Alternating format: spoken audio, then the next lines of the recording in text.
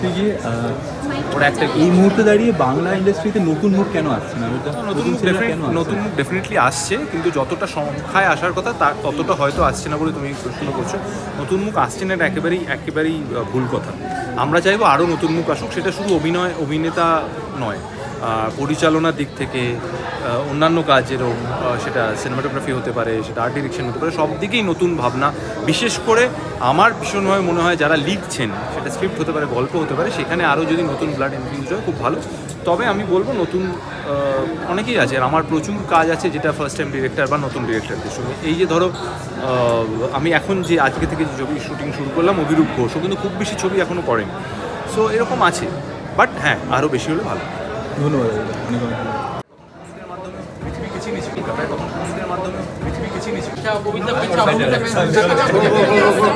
ফোনটা নামার সামনে দেখো।